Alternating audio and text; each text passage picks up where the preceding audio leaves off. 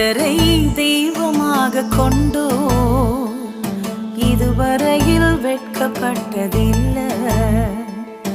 அவரையே ஆதரவாய் கொண்டோ நடுவழியில் நின்று போவதில்லை. வேண்டும் போதெல்லாம் என் பதிலானாரே, வாழ்க்கை முழுவதும் என் துணையானாரே. ஜெபிக்கும் போதெல்லாம்